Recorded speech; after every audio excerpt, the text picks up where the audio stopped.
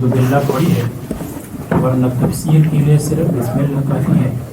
قرآن کریم کی تلاوت ہو تو اس کے لیے اعوذ باللہ، اور جلال تفسیر ہے اس کے لیے صرف بسم اللہ کافی ہے، اعوذ باللہ نہیں پڑھنا چاہیے۔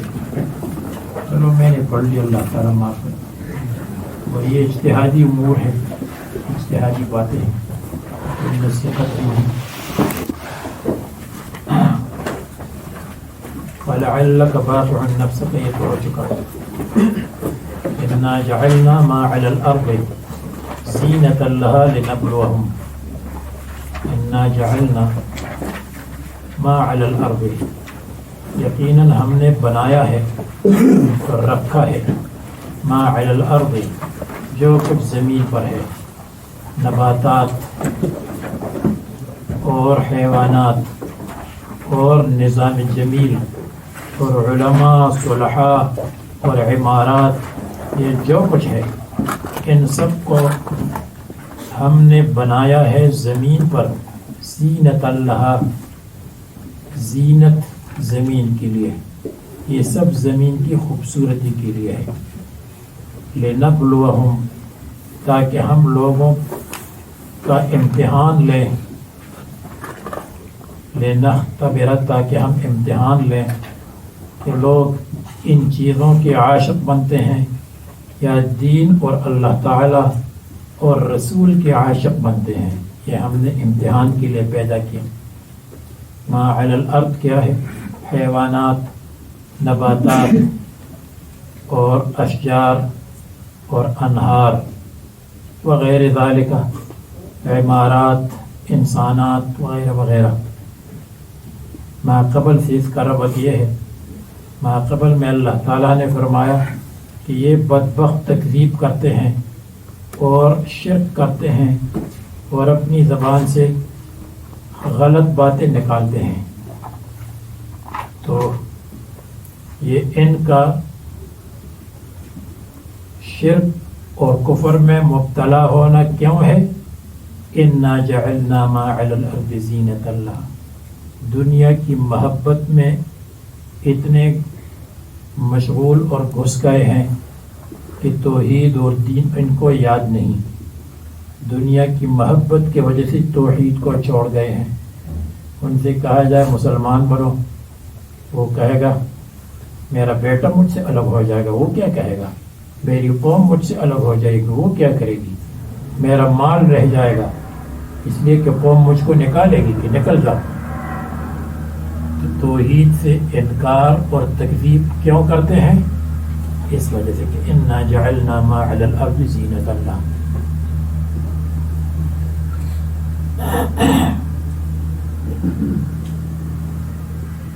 لنبلوہم لنختبر الناس، تاکہ ہم لوگوں کا امتحان لیں۔ اگر کوئی اشکال کرے امتحان تو وہ لیتا ہے جس کو معلوم نہیں، جس کو معلوم ہے تو اس کو امتحان لینے کی ضرورت کیا؟ جواب لنبلوہم، تاکہ ہم ظاہر کریں۔ اللہ تعالیٰ کو تو سب کچھ معلوم ہے، لیکن امتحان لیا یعنی ظاہر کیا۔ ناظرین الی ذالک، ایسے حال میں کہ ہم دیکھ لیں، ناظرین الی ذالک، ایسے حال میں کہ لوگ دیکھتے ہیں، الی ذالک، اس دنیا کی طرف، دنیا کو دیکھتے ہیں، یا یہ صحیح نہیں ہے بلکہ پہلا معنی ٹھیک ہے، ناظرین الی ذالک، تاکہ ہم دیکھ لیں، الی ذالک، اس کو، الی ذالک، انسان کو، ایہم احسن عملا، کہ ان انسانوں میں کون سا اچھا ہے عمل کے اعتبار سے، تاکہ ہم دیکھ لیں الی ذالک، انسان کو، ایہم، کہ انسانوں میں کون اچھا عمل۔ معلوم ہوا کہ اللہ تعالیٰ کے ہاں کوالٹی کو دیکھتے ہیں، کوانٹیٹی کو نہیں دیکھتے۔ کون احسن عملہ ہے، یہ نہیں فرمایا کون اکثر عملہ ہے، عمل کی کثرت مطلوب نہیں، عمل کا حسن مطلوب ہے۔ یہ ناظرین الی ذالک میں اشارہ کیا کہ ایہم احسن عملہ حال ہے، ایسے حال میں کہ ہم دیکھ لیں کہ کس کا عمل اچھا ہے۔ عملاً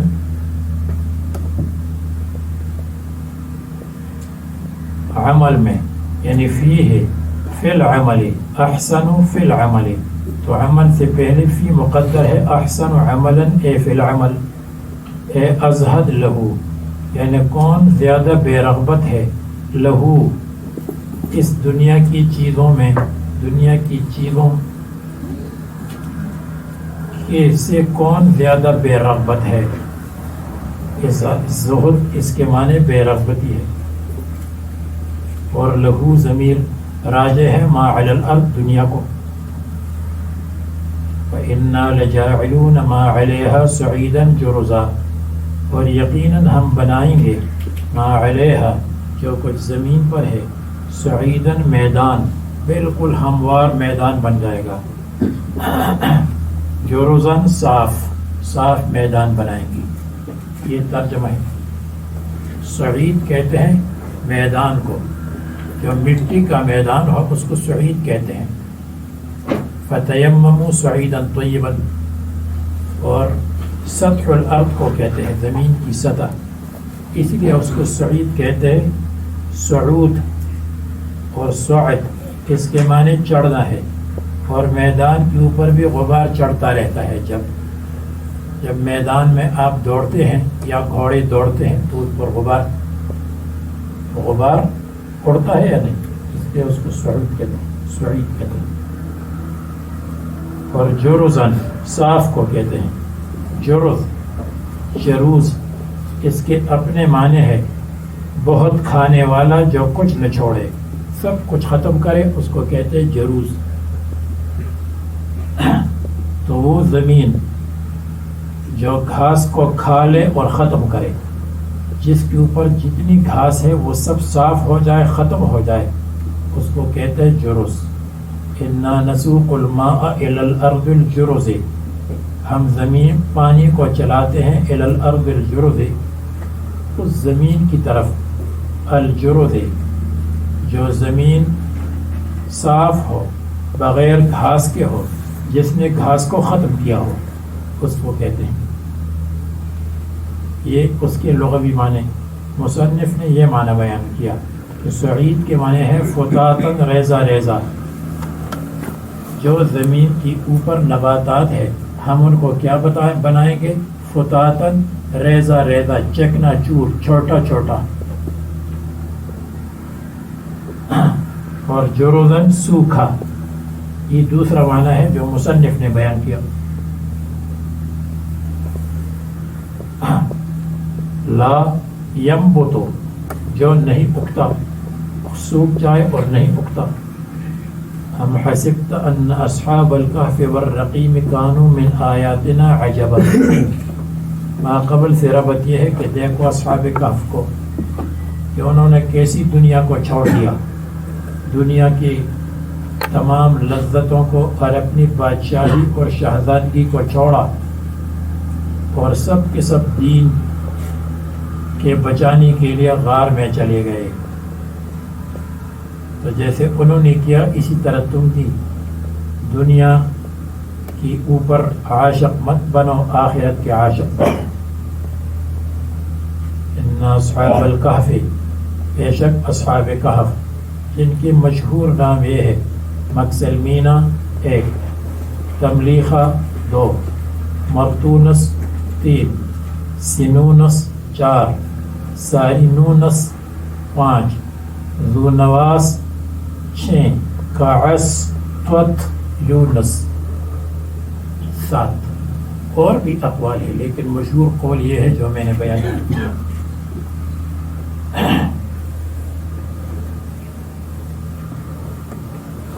اصحاب کہف بعد شاہی خاندان کے لوگ تھے.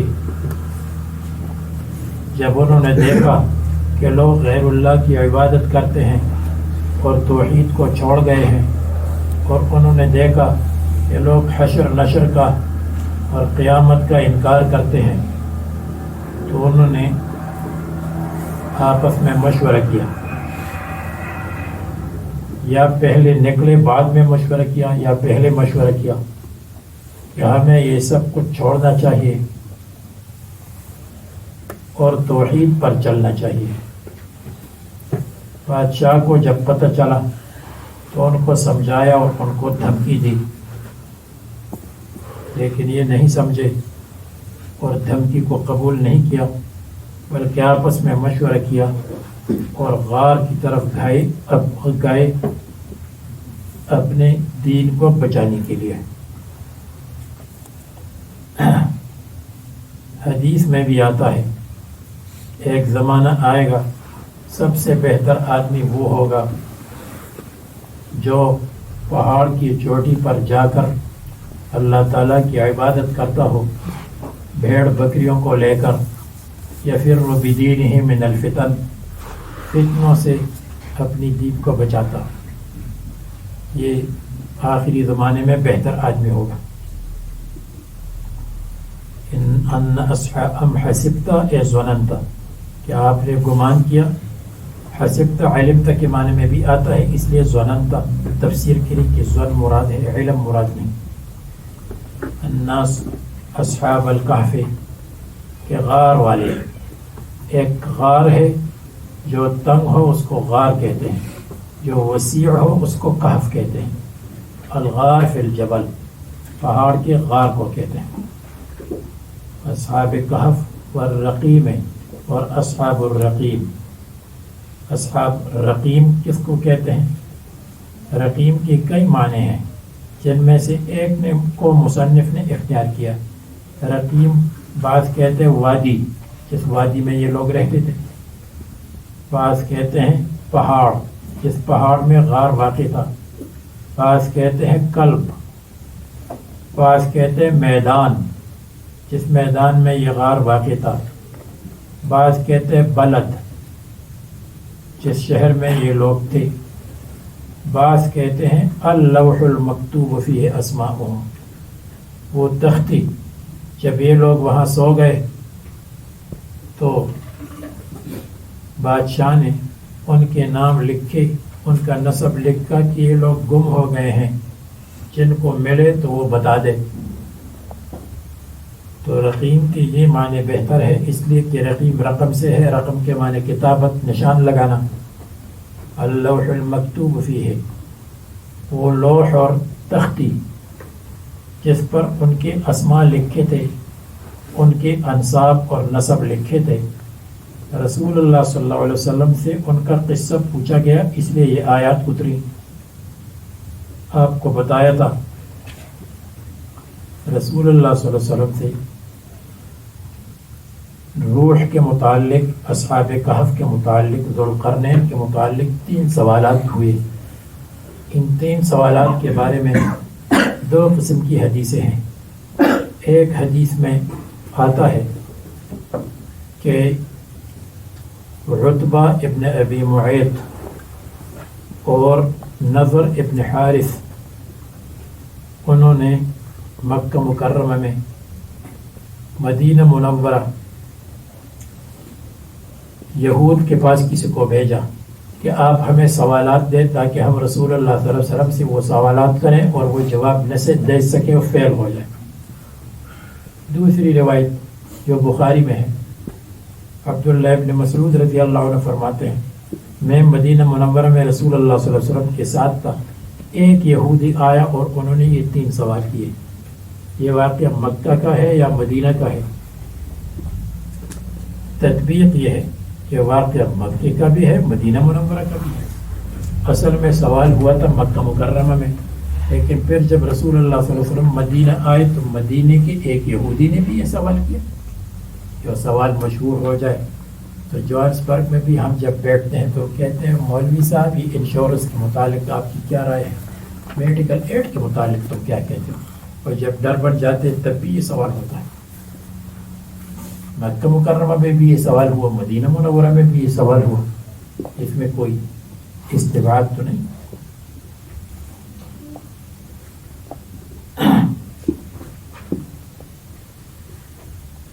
اصحاب کہف کانوا من آیاتنا عجبا، کیا آپ کا گمان ہے کہ وہ تھے اپنے قصے میں عجباً عجیب و غریب لوگ، من آیاتنا ہماری نشانیوں میں سے، نشانیوں میں سے وہ سب سے عجیب نشانی والے تھے. کیا آپ کا گمان ہے کہ اصحاب کہف کا واقعہ سب سے زیادہ عجیب واقعہ ہے؟ حالانکہ یہ واقعہ سب سے زیادہ عجیب واقعہ نہیں ہے، اس کے علاوہ اور بھی بہت عجیب عجیب واقعات ہیں. مثلا معراج کا واقعہ رسول اللہ صلی اللہ علیہ وسلم کو پیش آیا. معراج کا واقعہ ہوا، یہ عجب ہے. رسول اللہ صلی اللہ علیہ وسلم کی دوسرے معجزات یہ اعجب ہے، وہ بھی اعجب ہیں. تو یہ واقعہ اعجب نہیں ہے، اس کے علاوہ اور واقعات بھی عجیب عجیب ہیں.